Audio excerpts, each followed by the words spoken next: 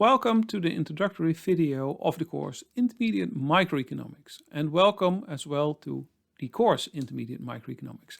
My name is Adriaan Soetervent, and this is the first of a series of online videos in which I will explain of every chapter of our textbook the main concepts. Watching the videos will hopefully assist you in studying the material, grasping the concepts, and also help you out in solving the exercises and assignments and help you to pass the exam. In this first video we will go over chapters 3 and 4 of the book, but before I will do that I will explain to you the organization of the course.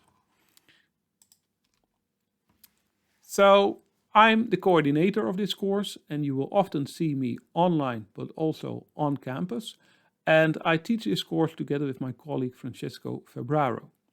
So we both have an email address. Hopefully you don't have to use it a lot. Oftentimes if you have questions you can just ask them when we meet in class. You can also ask them during the break, but sometimes you feel a need to write an email to make an appointment to get some extra explanation. That's well possible. You can make an appointment by email and we will schedule either an in-person meeting or an online meeting. So the textbook that we will use in this course is the textbook Microeconomic Theory by Schneider and Nicholson. I hope you already have a copy of the book. If not, well, it's findable everywhere. Currently, the book has the 12th edition, but there are a lot of copies around of the 11th edition, so you may find them at an affordable price second-hand.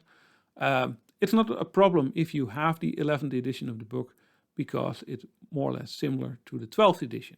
Maybe you will find that some numbers of the exercises are slightly different. In this course we will have 3 meetings every week. So we will have an online lecture like the one that we have right now. And on top of that we will have in most weeks 2 hours on-campus lectures. And I'm very happy that we're able to meet again. And the on-campus lectures are mostly organized on Monday and Wednesday. So for the online videos, if for example the online video about chapter 8, if we need to study chapter 8 in week 20, then I will make this video available somewhere at the end of week 19, such that you have ample time to watch the video before the week starts. For the on-campus lectures, what will we do there? So in most cases we will either run through a couple of exercises from the book. So I will, you need to prepare them, you need to solve them and then come to class, and then we will go over the exercises together and solve them. And in the other on-campus lectures we will not do exercises from the book, but we will go through exercises that originate from old problem sets or old exams. So you will get ample opportunity to practice in this course, which also hopefully will help you to pass the course. Now, what do you need to do in order to pass? You need to get a passing grade, and the details about the grading, how the different components are weighted till your final grade, it's all described in the course online, which you can find on Nestor.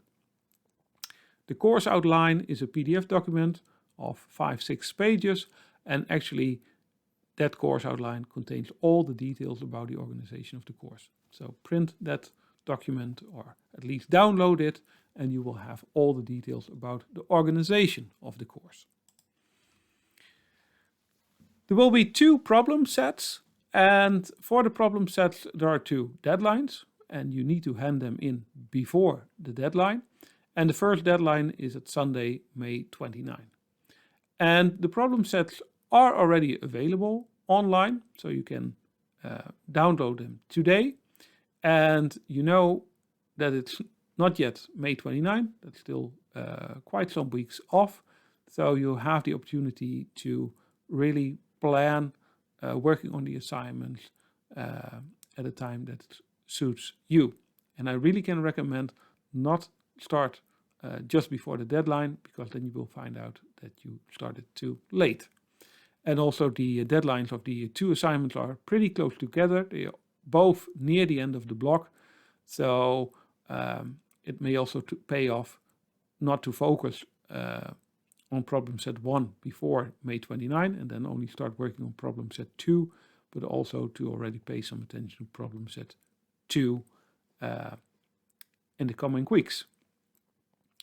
And you should hand them in by uploading them in the student portal. Fortunately, you don't have to do the problem sets alone, because it's a group assignment and you need to form groups. And for the problem sets, groups need to consist out of at least 3 and maximally 4 persons. And I encourage you to find your own group mates. So look around, make phone calls or app people that you know who also participate in this course, and try to construct a group of 3 persons or a group of 4 persons. If you have created a group yourself, then inform me about the composition of your group by sending me an email. And in that email, please list the names and the student numbers of all group members. Of course, it's also possible that you cannot find a group, or you team up with one of your fellow students, but your group consists of only 2 people and you need 1 or 2 people more. In case you cannot find a group or your group is not complete, then please also send me an email informing me about that. Do this ultimately on Monday, April 25 before 4 o'clock in the afternoon. And then I will search for group members for you and make your group complete. In both cases, either if you find a group yourself or you are looking for group members and let me do the composition, in both cases you will need to complete a survey, the Team Maker survey in Academy, and you need to do that before Tuesday, April 26th.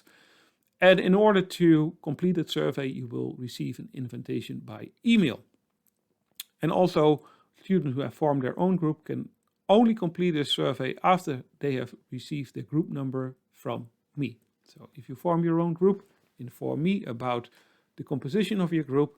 I will give you a group number, and once you've received your group number, you can fill out the Academy survey.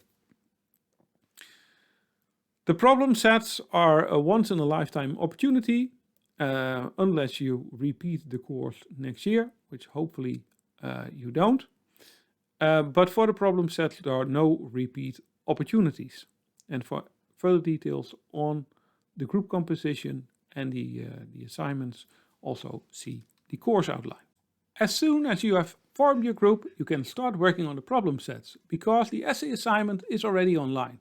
And again, we have selected 2 great papers that have been recently published in the top economic journals. And it's your job to select one of the 2 papers and to write with your group an essay about that paper, answering in your essay the questions that we have formulated. And there are 2 really nice papers. The first one is by Imke Rijmers and Jo Waldvogel, called Digitization and Pre-Purchase Information. And this paper starts with the observation that books are an experience good. That means you only find out the quality of a book, whether you like it, once you've read it. But it's very hard to know beforehand whether reading a book is worthwhile your time. Of course, what can help is to read the reviews by other readers.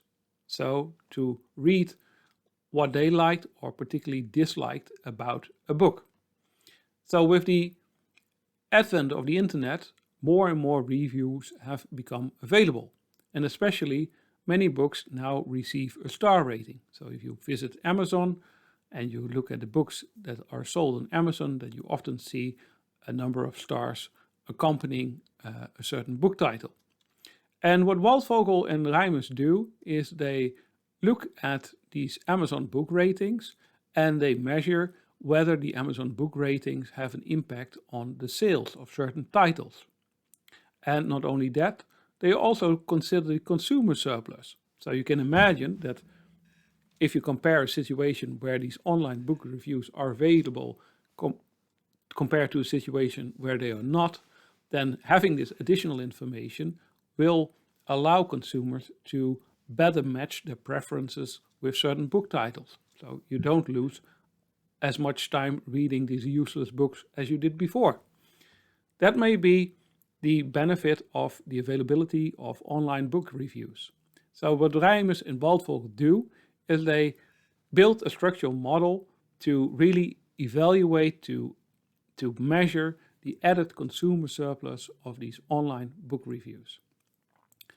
And they also compare the online book reviews, so the Amazon star ratings, with the reviews in traditional outlets, like the New York Times. And what they find is that the impact of the online book reviews is 10 times as large as of the traditional book reviews. The reason being that there are many more of these online reviews. So their aggregate impact is much larger. The second paper is about the gig economy. And as you can see, one of the authors is Joshua Angrist, who won the Nobel Prize in Economics last year, together with David Card and Guido Imbens. And what they study in this paper is cab drivers and their labor supply. So traditionally, if you want to drive a cab in a city, you need to buy a medallion, which is very expensive. So you pay a lump sum, but then you have the opportunity, a license to operate a taxi in a city. But the upfront cost is particularly large. But once you have that medallion, then you can keep all the revenues of the trips that you make with your car. Nowadays, you have a company called Uber, and the Uber drivers, they don't have to buy a medallion, but they need to pay a commission fee to Uber for every trip. So they don't have to make this upfront investment, but for any trip that they make, they have to pay a fraction to Uber, and there are less revenues left to the cab driver. So what Angrist and co-authors do in this paper is that they run a field experiment where they offer a random group of cab drivers a virtual medallion. So they can buy this virtual medallion, which helps them to eliminate the Uber fee. Now, for some riders who don't do a lot of trips, this is not very attractive, but you can imagine that for cab drivers who do a lot of trips, it's very attractive to have the opportunity to keep all of the revenues and not to have to pay Uber a commission on each of these trips. So they look at who buys the virtual medallion, how much drivers are willing to pay to get rid of this commission fee by Uber, and whether they also make optimal choices. So that's the second paper, which is really a nice read and also brings compensating variation and equivalent variation to life. It's up to you which one you choose. They're both great papers. Later this block, I hope to have an interview with Imke Rijmers, so one of the authors. She's currently working at Northeastern University, and I'm going to talk with her about this paper, so how she did it, the difficulties that she faced when executing this research, but also to talk with her about research in general. So what is her motivation to do economic research and to do quantitative economic research? What brought her to the US? And I'm very much looking forward to interviewing her, and I hope that you are looking forward to this interview as well. I will keep you posted. Okay, then the online resources for the course. The assignments can be found in the folder Assignments. What a surprise. Then the course information, including the course syllabus, can be found in the tab Course Information. And please read the course syllabus carefully, because that's the one document with all the important information. And you don't want to miss out on anything of that. And on the course information, you can also see a link to the discussion forum on intermediate microeconomics, and this is also part of our online context. At the discussion forum, you can ask questions, and I encourage all students to actively participate, to ask questions, and also to answer the questions of other students. And also, once a week at least, I will visit the forum and see whether there are any pressing open questions that need an answer. Then the online lectures, you are here, so probably you found the position of the online lectures. But the online lectures will be uploaded 1 week in advance in the tab online lectures. And then you find 2 documents. One is a folder with the slides of that lecture, and then the second one is the video. Then also students find it very important that there are old exams. Well, I will upload some old exams in the folder old exams. And first I will put them there, exams without answers, such that you can practice. But near the end of the term, I will also post the answers to the questions. And these answers are quite detailed, so if you read them, you will see what you had to do and you will learn from it. But please try them yourself. Okay, what is the position of this course within the broader spectrum of your education? This course simply builds on 2 other microeconomic courses that you already attended. The first is the first year course, Microeconomics Consumers and Firms, where you studied perfect competition. Everyone is a price taker, no one had market power, no externalities or public goods. Perfect information, everyone knows everything, and everyone also acts fully rationally. And then in year 2, you had Microeconomics Industrial Organization, where the assumption of perfect competition was lifted, and you studied monopoly and oligopoly, and what happens if firms do have market power. Now, what are we going to add in this course? We're going to dig deeper, and mathematically we will be much more advanced than the first year course. So a lot of the concepts will be familiar to you because you already learned them in your first year, but now you will study them more in depth, which implies more and more advanced math. And we also address a number of additional questions that were left at the side in the first 2 courses. What happens if there's asymmetric information, if not all parties involved in a market transaction have the same information? How do agents deal with risk and uncertainty? So far you didn't deal with risk, but most real-life environments are uncertain. And we also do this in strategic settings. So when each agent is not small compared to the market. So we also will study some game theory with mixed strategies. And I include empirical studies such that it will not be too dry, I hope, but you will also learn about what applied research is, how economists apply these tools in daily practice, working with data. And I hope that this will all deepen your understanding of microeconomics also as an approach. Now, what are the building blocks? Today we will talk about preference and utility. The first 3 weeks we will focus very much, like in the first year, on the consumer side and do consumer theory. Then we will switch somewhere halfway week 3 to the supply side and delve into the equilibrium concepts in week 4 and 5. Now, all that in another form you had in your first year course. And as of week 6, we will also introduce new concepts with uncertainty and game theory. And we will do a part on asymmetric information and do a little bit of auction theory there. Now, then there is more, except or besides these 3 microeconomics courses. Some of you will be near the end of their studies.